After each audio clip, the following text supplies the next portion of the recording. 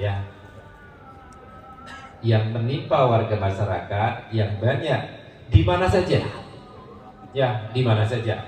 Sebelum saya di sini saya di Jonggol Bapak Ibu. Ya.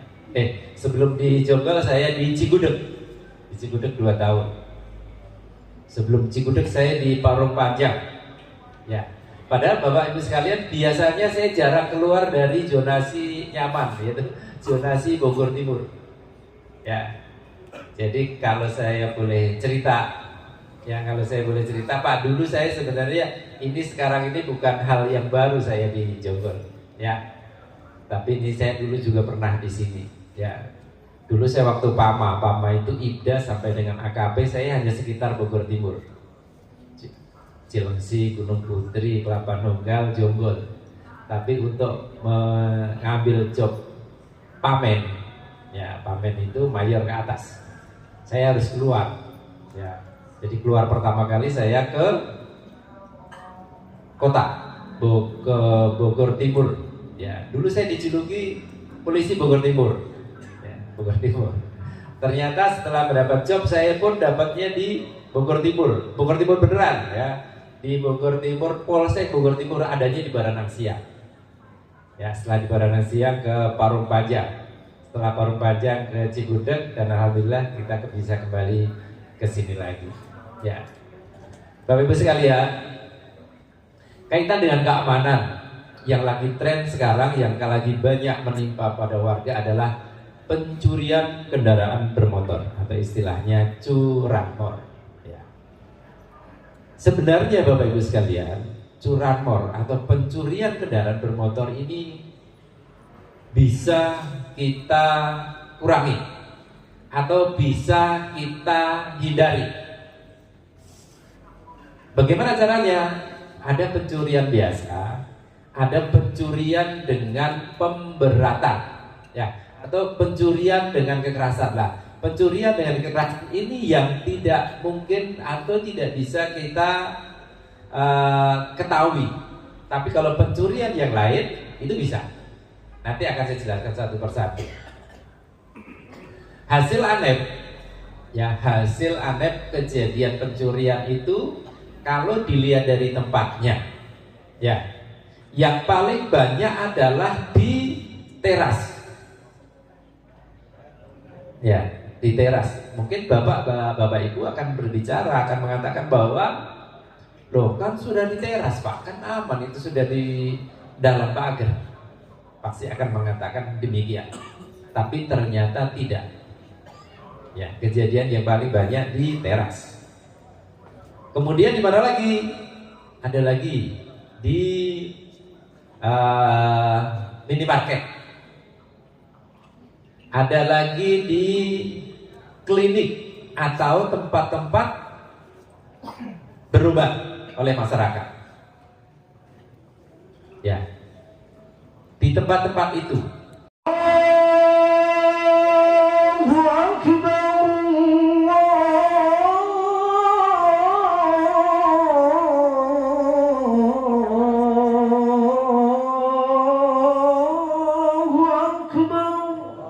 Nenek Ghazali itu banyak kenangannya dengan beliau. Hampir saya akan jadi mantu, ya, karena beliau nggak punya anak laki-laki kan, putra perempuan semua ya. Nah, 3 kali saya dari umur 22 itu berangkat haji bersama Kiai Neneng, itu asik sekali. Nah itu pengalaman batin saya dengan Kiai Neneng memang sudah nyambung sebetulnya dari dulu ya. Itu tentang di Jonggol. Hadirin wal hadirat yang saya hormati, saya tidak akan banyak bercerita tentang tahajud dan sebagainya karena guru kita yang akan memberikan tausiah kepada kita, dan juga kita berdoa bersama. Tadi sudah disampaikan Pak Haji Beben, ulah mau sambutan ya, orang mau sambutan ya, mau sambutan, minta doanya saja. Pada hari ini yang hadir alhamdulillah, tadi menurut yang disampaikan lebih dari 500 orang. Sementara kalau 40 orang aja, 1 orangnya doa kal wali ya, ya. Seperti wali doa, 40 orang saja ada doa yang seperti wali Pak, yang betul-betul ikhlas mesti berdoa tembus. Maka dia akan, apalagi ini 500 orang di sepertiga malam, yang insya Allah diantaranya hajat-hajat daripada Sohibul Bait akan dikabul oleh Allah Subhanahu Wa Taala. Amin ya robbal alamin. Untuk selanjutnya kami persilakan, alhamdulillah Ketua DMI hadir, Bapak TP Haji Irwan Kurniawan Eskop, pada Bapak Ustadz Khairi Gopur untuk memberikan tausiahnya kepada kita semuanya. Insya Allah 15 sampai 20 menit. Mau di atas di bawah Pak? Silakan mangga. Di atas. Ya, di atas boleh, saya dampingi di atas. Mangga ya. Salam, semoga hutangnya lunas. Kencengan ini yang ini. Sekali lagi yang kompak dan ikhlas, semoga yang jawab salam dengan kompak dan ikhlas hutangnya lunas. Assalamualaikum warahmatullahi wabarakatuh.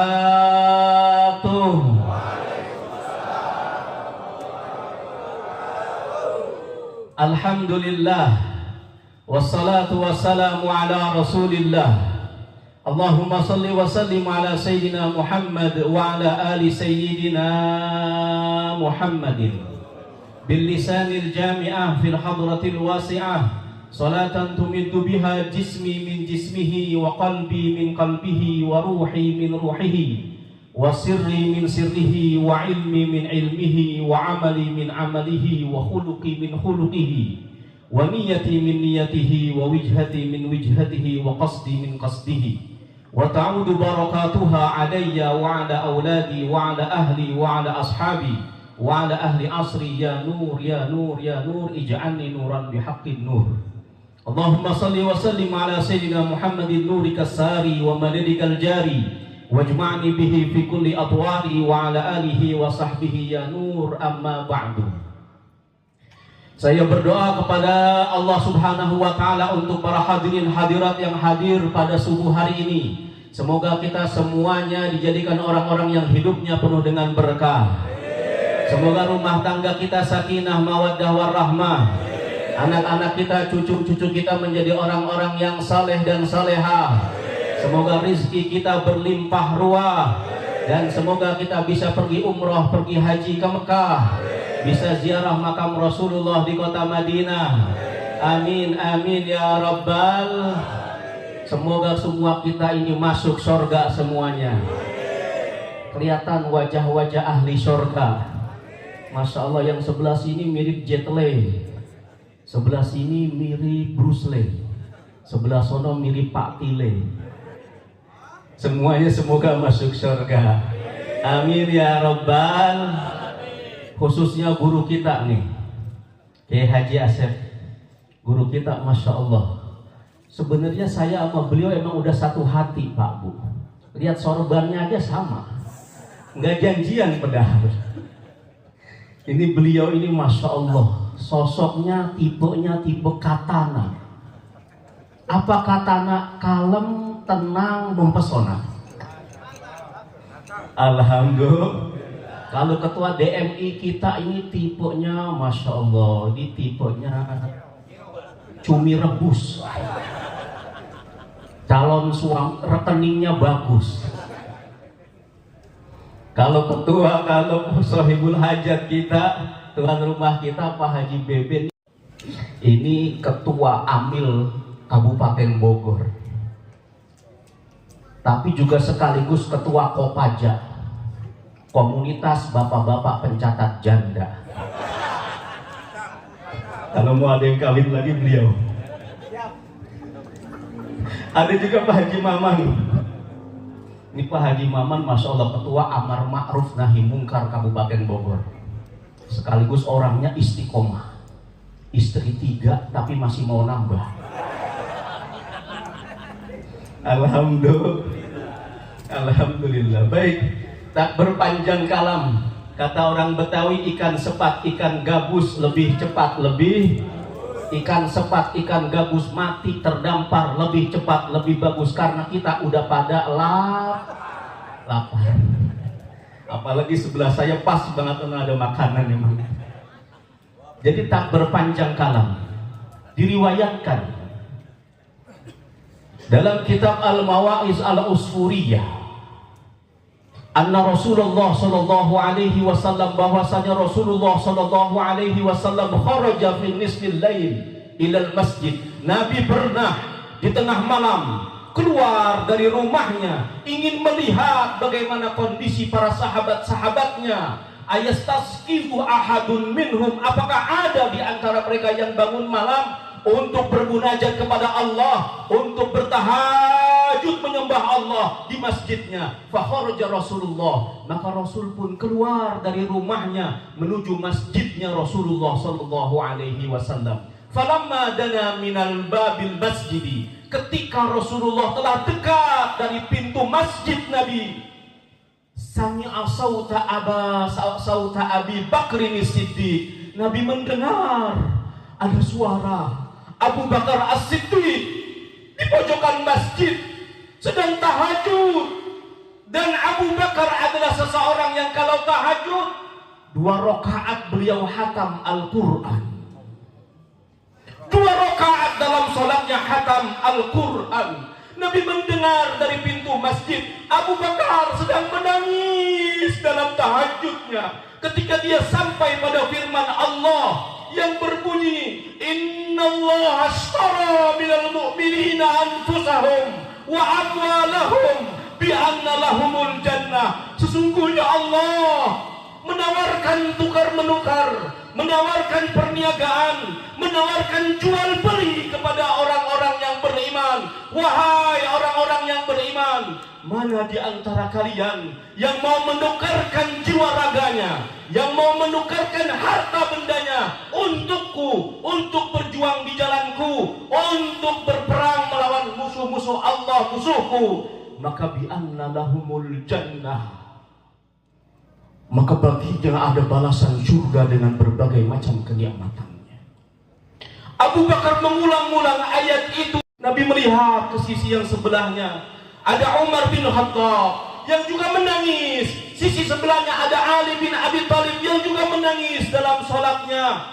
Nabi melihat banyak sahabat yang malam itu sungguh mereka semua menghidupkan malam-malam dengan tahajud kepada Allah Subhanahu wa ta'ala. Kiranya sama dengan kita semoga. Maka saya berbangga adanya Majelis MTS Z. Malam-malam dihidupkan dengan bertahajud, sama seperti inilah di zaman Rasulullah sallallahu alaihi wasallam. Maka pelajarannya, jika kita ingin melihat kesolehan sosial dari suatu daerah, lihatlah masjidnya di malam hari, apakah gelap gulita atau terang benderang dengan hamba-hamba Allah yang bertahajud mengisi malam-malamnya. Mirip Pak, Abu Bakar, Umar menangis dalam tahajudnya. Bapak-bapak kan juga nangis, betul? Cuman bedanya yang ono mikir dosa, yang ini mikir utang. Cuman bedanya kalau sahabat Nabi mikir keagungan Allah Ta'ala, sedangkan kita mikir masalah yang semakin menggunung. Ada yang mikir ngelamar janda, ditolak lagi. Gak usah bingung MTSJ mah. Kalau orang-orang di luar ngelamar janda ditolak, moto mereka cinta ditolak, dukun bertindak. Tapi kalau MTSJ, cinta ditolak, tasbih bergerak. Amin ya Rabbal. Nabi melihat para sahabat yang menangis. Abu Bakar menangis sampai jenggotnya basah, lalu kemudian menetes, membasahi alas sholatnya. Nabi pun bersyukur kepada Allah. Lalu Nabi pulang ke rumah. Begitu sholat subuh tiba, Nabi datang ke masjid untuk mengimami sholat subuh. Selesai sholat subuh berjamaah, Rasulullah kemudian menghadap kepada para sahabatnya. Nabi kemudian berkata, Ya Aba Bakrin, wahai Abu Bakar, masrurun bika, berbahagialah engkau wahai Abu Bakar, tak perlu engkau terlampau sedih. Mayu bekika, apa yang membuatmu nangis ketika engkau membaca firman Allah, Innallaha ashtara minal mu'minina anfusahum wa amwalahum bi anna lahumul jannah. Siapa di antara orang-orang beriman yang mau menjadikan dirinya, harta bendanya untuk berjuang di jalan Allah, membela agama Allah, maka surgalah balasannya dan berbagai macam kenikmatannya. Abu Bakar kemudian menjawab, Ya Rasul, Bagaimana aku tidak sedih ya Rasul? Bagaimana aku tidak menangis ya Rasul? Sementara Allah mengatakan akan membeli dan siap berniaga dengan orang-orang beriman. Yang aku pikirkan ya Rasul, tidakkah seorang pembeli pasti tidak mau membeli suatu barang yang ada cacatnya dan ada rusaknya. Bahkan dalam agama kita ya Rasul, bahwa seseorang yang membeli satu barang, dia tidak tahu ketika membeli bahwa barang itu ada cacatnya. Sampai di rumah dia periksa ternyata ada cacatnya, dia berhak untuk mengembalikan barang yang telah ia beli. Sedangkan Allah ya Rasul ingin membeli kami orang-orang yang beriman ya Rasul, ingin membeli aku, diriku dan hartaku ya Rasul.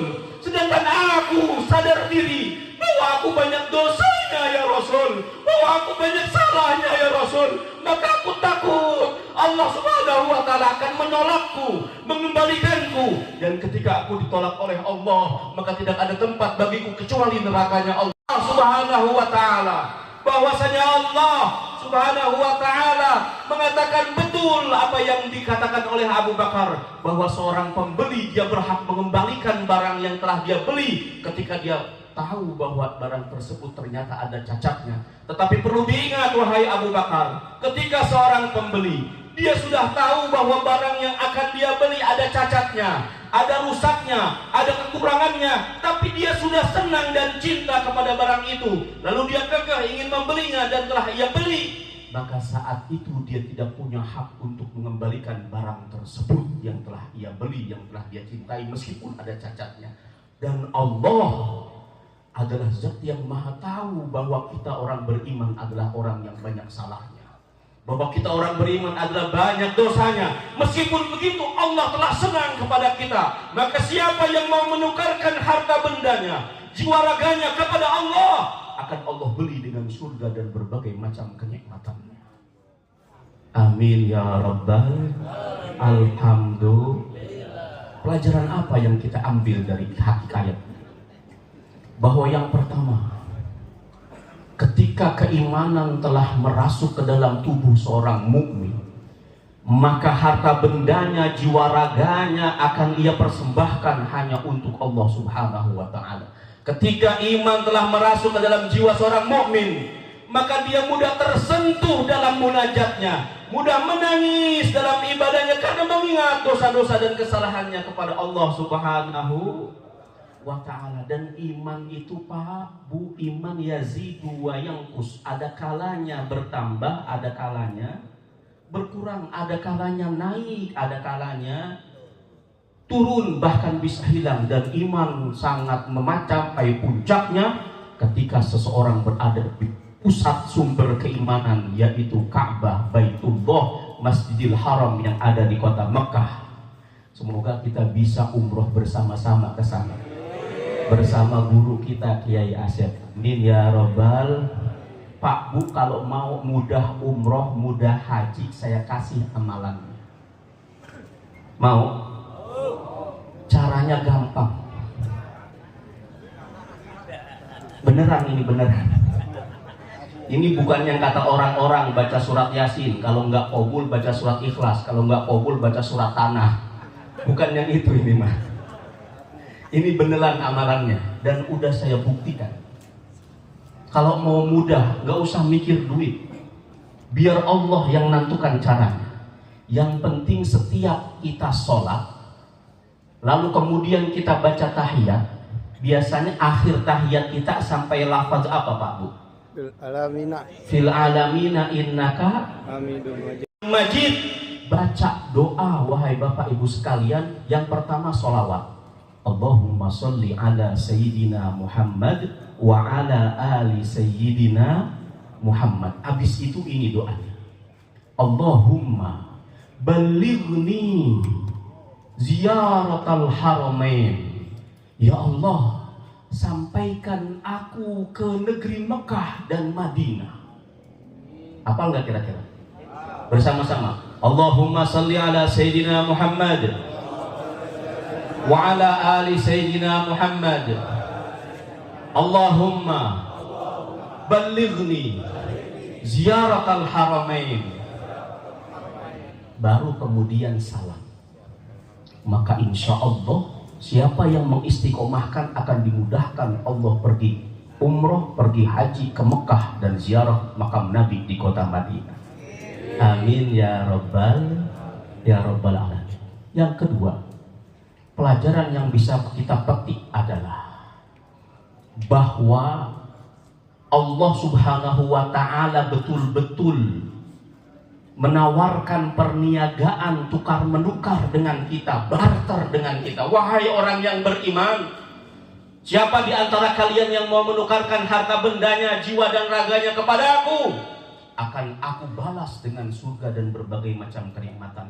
Apa maksudnya? Kita gunakan hidup kita gunakan harta benda kita untuk berjuang di jalan Allah, untuk kemaslahatan hamba-hambanya Allah, bahkan siap berjihad di jalan Allah. Siap nggak kira-kira? Tapi ini jihadnya hati-hati. Hari-hari ini sudah ada pemantik jihad, tapi yang jihadnya Islam melawan Islam, Muslim melawan Muslim. Hari-hari ini isu nasab, mengikuti nggak isu nasab? Ini semakin meruncing dan semakin tajam. Antara yang membatalkan satu nasab keturunan Nabi dan yang pro dan setuju dengan keturunan Nabi. Dan masing-masing di bawahnya punya pengikut yang fanatik. Dari kalangan habaib ada Habib Rizik dengan jutaan FPI-nya dan gerakan 212-nya. Dari kalangan Kiai Imad yang membatalkan nasab didukung oleh Haji Oma Irama, ya, Sayyid Wali, didukung oleh Roma Irama yang di bawahnya ada jutaan forsa. Betul nggak? Fans Oma Irama dan Soneta jutaan seluruh Indonesia.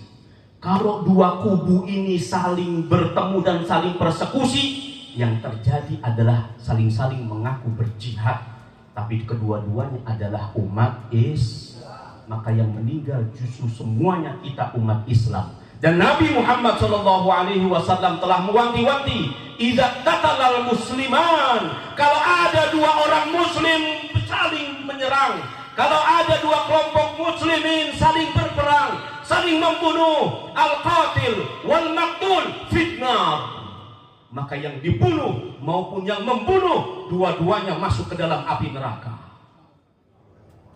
Maka jangan sampai kita tahan diri kita, jangan sampai itu terjadi. Ajak jalan-jalan, kasih uang jajan, beres urusan. Siap, Burun. Alhamdulillah. Terakhir, yang ketiga, pelajaran yang bisa kita ambil dari hikayat ini adalah betapa para sahabat Nabi sangat-sangat konsen terhadap apa yang namanya kalam ilahi, yaitu Al-Quranul Karim. Maka Abu Bakar 2 rakaat hatam Al-Quran, Pak. Dalam tahajudnya Umar bin Khattab hatam Al-Quran, Bu. Bahkan Utsman bin Affan 1 rakaat kalau sholat witir, tapi 1 rakaat hatam Quran. Oh, Pak Kiai, saya juga hatam Quran kalau Ramadan pas sholat witir, iya, alias kulhu 3 kali. Kita ini kan begitu. Kalau bulan Ramadan tiba sholat taraweh, dilihat, dicari mana masjid yang imamnya masih muda dan bacaan Fatihahnya cepat, betul. Bahkan udah dapat yang cepat masih dicari mana masjid yang diskon tarawehnya 60%. Udah dapat yang 60% masih dilihat imamnya, sholatnya di Cilengsi aja. Imamnya keren, masih muda, baca Fatihahnya 2 kali nafas. Bismillah, mustaqim, waladhdallin. Oh, yang orang jonggol nggak mau kalah. Sholatnya di jonggol aja tarawehnya. Imamnya sekali nafas. Bismillah, waladhdallin. Oh, yang cariu nggak mau kalah. Sholatnya di cariu aja. Imamnya udah nggak bernafas. Alias paek. Baca Al-Quran, Pak. Alhamdulillah zikir kita tadi tuh ada Al-Qurannya, yaitu surat Al-Waqi'ah. Yang kata Nabi, man qara'a surat Al-Waqi'ah, siapa orang yang mendawamkan membaca surat Waqi'ah, lam yusibhu faqrun, maka dia dijamin oleh Allah tidak akan mengalami kefakiran dalam hidupnya. Amin ya Rabbal. Setelah Waqiah kemudian ada surat apa? Terakhir surat apa? Al-Kahfi. 10 ayat doang. Karena kalau kebanyakan bisa sampai jam 7 baru selesai. Meskipun 10 ayat, justru di 10 ayat yang awal itu yang kata Nabi Shallallahu Alaihi Wasallam, siapa orang yang mau selamat dari fitnah Dajjal, siapa orang yang mau selamat di akhir zaman dari fitnah Dajjal dan kekecauan yang ditimbulkan oleh Dajjal, fa'alaihi, maka hendaklah dia mendawamkan awal surat Al-Kahfi, 10 ayat dalam surat Al-Kahfi. Dan tadi 10 ayat dalam surat Al-Kahfi, betul? Yang hafal 10 ayat surat Al-Kahfi maju ke depan, saya kasih duit. Yang hafal, saya kasih duit. Ada yang hafal? Pak, ya silakan maju Pak. Kameramen kita hafal surat Al-Kahfi, tepuk tangan. Sebutkan namanya Pak. Nanang Sudrajat. Dari mana Pak? Cilengsi. Dari Cilengsi, tepuk tangan buat Cilengsi. Bismillahirrahmanirrahim. Alhamdulillahilladzi anzala ala abdihil kitaba wa lam yaj'al lahu 'iwaja. Qayyiman liyunzira ba'san shadidan min ladunhu wa yubassirul mu'minina alladzina ya'maluna as-solihati anna lahum ajran hasana makisina fihi abada wa yunzirul ladzina qalu takhadallahu walada ma lahum bihi min ilmi wa la li abaihim qabrat kalimatan takhruju min afwahihim yaquluna illa kadziba. Tepuk tangan buat Pak. Iya Pak, saya kasih duit Pak.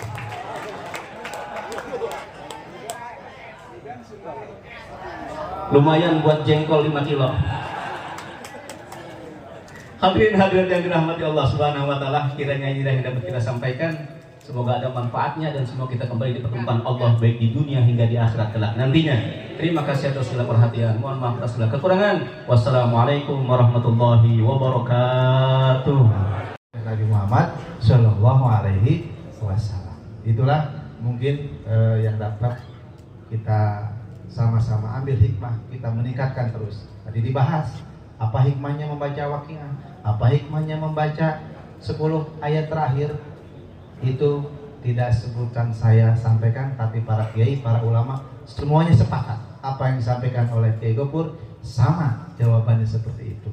Berarti mayoritas jumhur ulama menyepakati itulah amal yang kita baca, yang kita wiridkan. Semua kiai, semua ulama, jumhur ulama semuanya sepakat dengan apa yang kita baca. Demikian barangkali yang selanjutnya kami persilakan Pak Haji sambutan kata-kata. Pak Ketua silakan sambutan.